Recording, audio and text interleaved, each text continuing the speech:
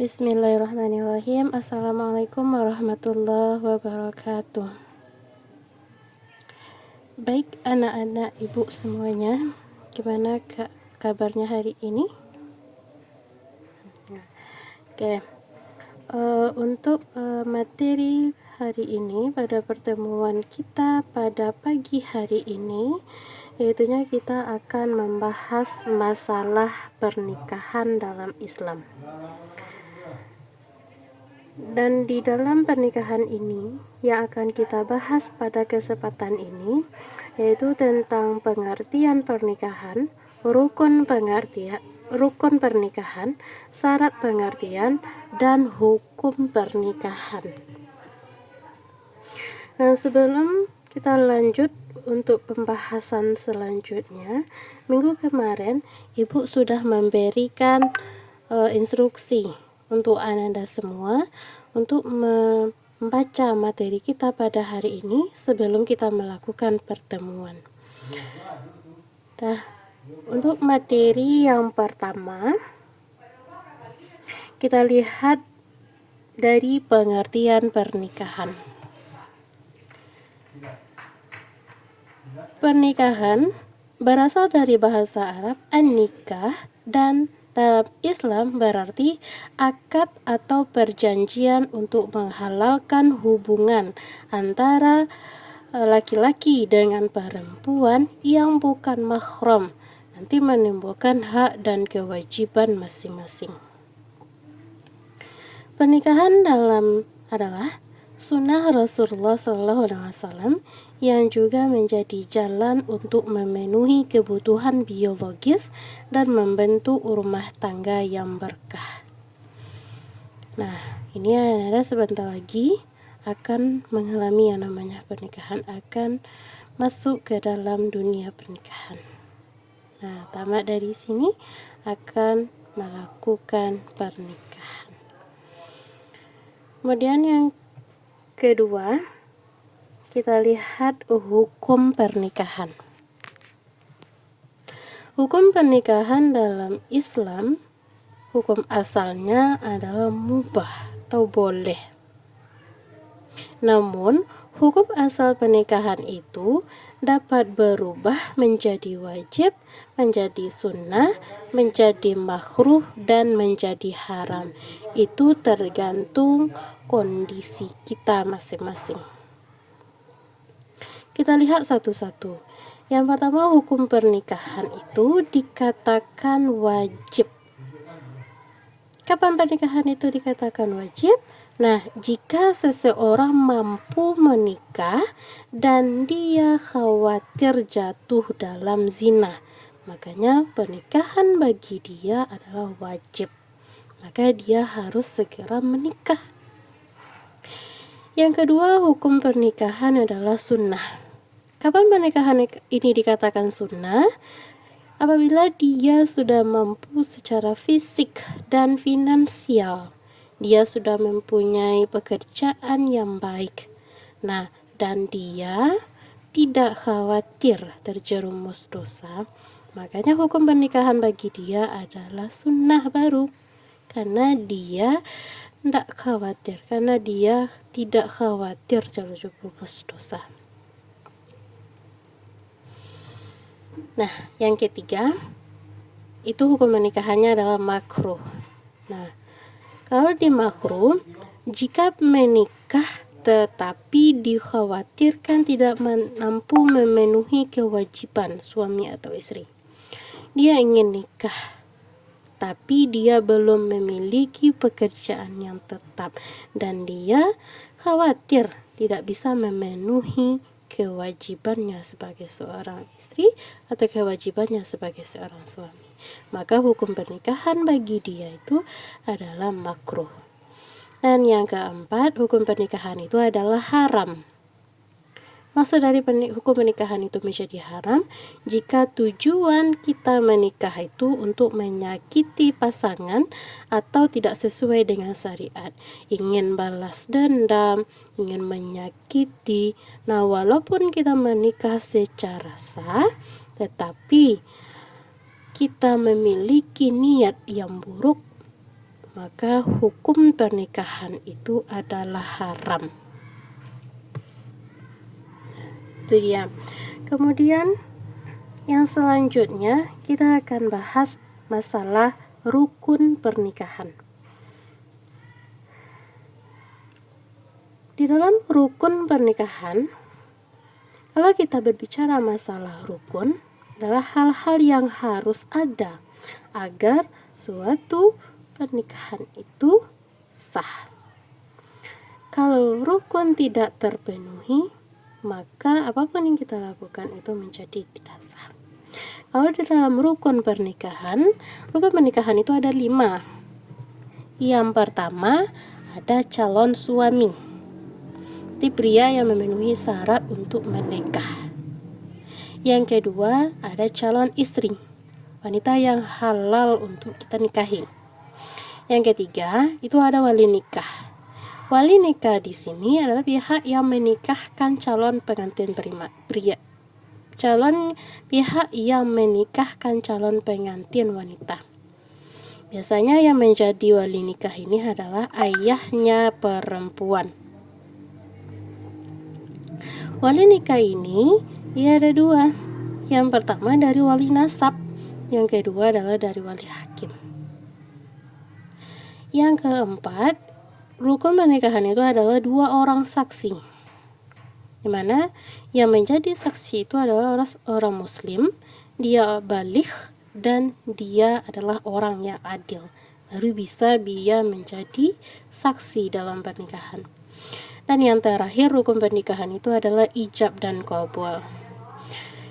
Ijab dan qabul, pernyataan menikahkan oleh wali dan penerimaannya oleh calon suami. Berarti ijab itu adalah ucapan dari seorang wali atau ucapan dari seorang ayah yang perempuan kepada calon suami, atau kabul itu adalah jawaban dari calon suami. Nah, itu yang di dalam rukun pernikahan. Selanjutnya, syarat sah pernikahan. Jadi, apa sih syarat sahnya pernikahan ini? Yang pertama, calon suami dan istri. Syaratnya apa? Yang pertama, beragama Islam. Yang kedua, tidak ada masa idah bagi wanita. Nah, laki-laki tidak memiliki masa idah, tetapi yang perempuan itu ada yang namanya masa idah. Ada masa idah tuh istri yang dicerai hidup oleh suami. Yang kedua, masa idahnya istri yang dicerai mati oleh suami. Nah, kemudian kalau kita masih dalam masa idah, berarti tidak sah kita melakukan pernikahan. Yang ketiga, syaratnya tidak memiliki hubungan mahram. Nah, syarat yang kedua itu adalah wali nikah. Syarat menjadi wali nikah muslim, baligh, berakal sehat, dan adil. Nah, yang menjadi wali nikah ini tadi kita sudah bahas, yaitunya ayah dari mempelai perempuan. Kemudian syarat sah pernikahan yang ketiga adalah ijab dan kabul. Ijab dan kabul itu harus kita ucapkan dengan kalimat yang jelas dan dilakukan dalam satu majelis. Nah, bagaimana dengan nikah online? Nah, itu masalahnya sekarang. Tapi ijab dan kabul itu harus kita lakukan dalam satu majelis. Nikah online itu ulama berbeda pendapat mengenai itu. Kemudian yang terakhir syarat sah pernikahan itu adalah saksi. Saksi ada 2 orang, pria muslim yang adil, dan saksi tidak ada yang perempuan. Oke, kemudian kita lanjut tujuan pernikahan dalam Islam. Apa sih tujuan kita menikah? Apa yang akan kita capai? Pasti kita mempunyai tujuan. Masih banyak lagi tujuan pernikahan dalam Islam, tapi di sini Ibu akan membacakan 4 tujuan pernikahan dalam Islam. Yang pertama, menjaga kesucian. Maksudnya di sini kita menghindari zina dan menjaga kehormatan. Dengan kita melakukan pernikahan, maka kita akan terhindar dari zina dan kita juga bisa menjaga kehormatan. Kemudian tujuan yang kedua itu menciptakan keluarga sakinah, hidup harmonis dan penuh kasih sayang. Siapa yang menciptakan keluarga sakinah? Kitalah yang menciptakan keluarga yang sakinah, mawaddah dan warahmah itu. Kemudian tujuan pernikahan selanjutnya yang ketiga itu melanjutkan keturunan. Setiap orang yang ingin menikah, dia pasti ingin mendapatkan keturunan. Dia pasti ingin memiliki anak-anak yang soleh dan soleha. Tidak ada orang yang menikah tanpa ingin memiliki keturunan. Pasti tujuan akhirnya menikah itu adalah melanjutkan keturunan. Kemudian tujuan pernikahan yang keempat atau yang terakhir yaitu ibadah. Nah, ini yang seharusnya yang menjadi tujuan utama kita pernikahan, itu mendapatkan ridho dari Allah. Kalau kita sudah mendapatkan ridho dari Allah, nah kita akan mendapat pahalanya. Nah, jadi kalau Anda nantinya ingin mau menikah, nah perbaiki tujuan. Apa tujuan kita menikah? Nah, itu karena ibadah. Kemudian kita masuk yang terakhir, itu hikmah pernikahan. Apa sih hikmahnya pernikahan ini?